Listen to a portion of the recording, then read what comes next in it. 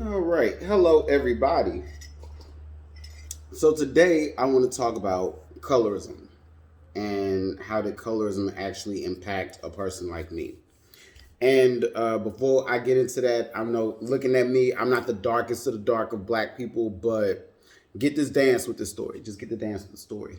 Um, my mother was a very beautiful brown skinned woman, very much so, an extremely beautiful woman. She had me, which I'm more closer to my mother's complexion than my other two sisters. My other two sisters are extremely light skinned, right? So one thing my mom did not play growing up was, we're going to sit over here and adopt some white shit, bring it into the house, and pass it off as something. My aunt had got my sister some dolls as a child, those Barbies or whatever. They were black, but they had blue eyes, and my mom said, get that shit out of my house. So I remember my mom being very real about that. My mom was the one who would like rock an afro, even though she had permed her hair a little bit later in life. She had really just rocked. She was black. My mom was black, and I appreciate that because I think that bled off into me. I did not really get into pro blackness until I got into it as a child because of what I'm about to tell you. So my mother dies, and then we go live with my grandmother. My grandmother is also a dark skinned woman, right? So, the majority of the people in our family, it kind of ranges. We got some light skinned folk who look like they damn near white, and then you got people like me, and you got folk who jet black. So it's just we vary. Like most black families, we vary. Um, it wasn't until I think about the age of 8, right, where I started to notice people made distinctions between my sisters and me because my sisters are very light skinned and I'm very dark. Not dark, but you know what I mean. I'm darker than them. I had to come to that conclusion that I'm not as dark as I think I am. But that was one part of it. People made a noticeable distinction between the three of us because of how brown I was and how light skinned they were. As if that shit don't run in your family, but I digress. People, when they raggedy, they got to find something to point out on somebody, which leads me to this raggedy bitch around the time that I was about 10 years old. And let's talk about this raggedy bitch before I get into her. She was an adopted child who lived up the street. And I believe that this adopted child had gone through serious abuse. First of all, you've already been abandoned by your mother and your father. That's the first part. The second part, you're probably living with a foster parent who ain't shit after a couple of other foster parents probably got rid of your ass, right? And so something inside of you feels that I must destroy a person because I feel destroyed inside. So keep in mind what I said before. My mother was never the kind of person to bring up some white passing shit in our family. She just wasn't that kind of woman. And she was an AKA. That's crazy. My mom was an AKA, pledged AKA around that time where, most of them was light skinned, but she was a brown skinned woman. She ain't play that shit. So going into the story, my sisters start hanging out with this hood rat girl up the street. Yes, they did. My grandma, against her better judgment, let them hang out with this hood rat child. Every time that child saw me, I think what happened with her was that she saw that I had two sisters and that she was an adopted child that had nothing. And she had to strategically find her way into trying to get my sisters away from me. That's what she did. And I think what started to happen with it was let's destroy him because I have an advantage. She's a girl. I'm a boy. So they're going to gravitate towards each other a lot more than they would ever gravitate towards me at a certain standpoint because my grandma was really not a homely person. My mother was that woman.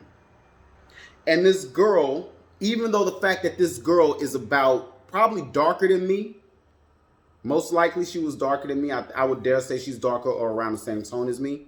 She used to say the most denigrating shit about my color. African booty scratcher, black booty fool, all this stuff like that.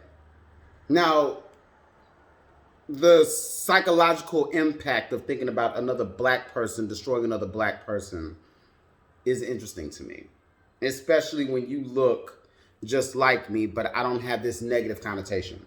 Now, let me tell you something. If you try me, especially then, I was gonna get your ass back. And I can honestly say that with this heifer, I got her ass back. Yes, it did. And let me tell you something. What happened was my sisters began to adopt some of the same foolish shit that this girl was saying. Now, like I said before, my grandmother is a brown-skinned woman. I am a brown-skinned dude.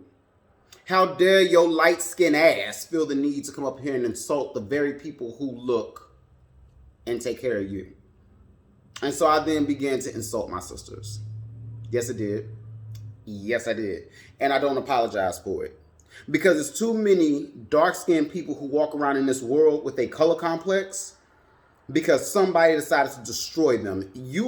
That light-skinned shit don't work with me. There is nothing attractive to me about the recessive traits. I just don't find recessiveness attractive. I just don't. I really don't. So I began to truly insult my sisters. I did. And they never talked about my color again. So let that crazy bitch up that street, let that crazy bitch down the street about 6 houses from us, let this crazy bitch set you up for failure. Because I'm going to fix you when we get to the house. And they never did it again. I think it was one of the worst things I could have ever done to blood. But it was one of the best things I could have done for my positivity. Because you're not going to insult me. And to watch my grandmother, this is the crazy part. Keep in mind, my grandma is brown skinned. For you to sit there and for you to let these little light skinned bitches sit up in this house and say some shit like that, and you don't check them and you don't correct them, that says everything to me about you at a young age. That you didn't love yourself enough to tell them, look, that's not right. That's not right. Don't insult nobody's color because you feel some kind of way. My pro-blackness grew out of the fact that I was around so many anti-black people around me. I realized it. And keep in mind, I'm not going to look at black people. I'm just not going to do that. I'm not going to look at us and blame us for the symptom of colorism when we didn't create that reality. That is a white Eurocentric construct. Especially growing up in the 1990s, like when you think about somebody who, okay, most girls at that age, they were getting perms and stuff that just for me and dark and lovely and all this shit like that, which is making you not like yourself. It also makes you project this negative, attitude onto somebody else. So for me, I'm just glad I didn't go the direction of most people who go through, racial insults. Like there was never a need for me to want to gravitate towards a recessive state. And I do say that. It's a recessive state. I am a descendant of the original people. Black people were the original people. We were here before anyone else got here. And we're going to be here when you're gone. And that's all I'm going to say about it. That's my pro-black tip for the day. I'm feeling really good. But I had to say that because, this raggedy bitch has showed up in my goddamn, showed up in some of the stuff that I was, I saw her like a picture or something like that I had out, or like something that I like. And I just want, if that crazy bitch is actually out there, I want you to understand what you did to me as a child. What you did was you tried to insult me. But guess what? The joke's on you because it meant that you didn't like yourself. I could think about you as a child right now. I could think about the amount of weave you wore before you were even 11 years old. I could think about that. I could think about how pathetic you were. But guess what? At the end of the day, I don't have your struggle. I didn't adopt hood rat shit in my life. I just really didn't do that. So I feel good. And wherever you are, you stay there. I'm about to press that block button on your ass. Peace now.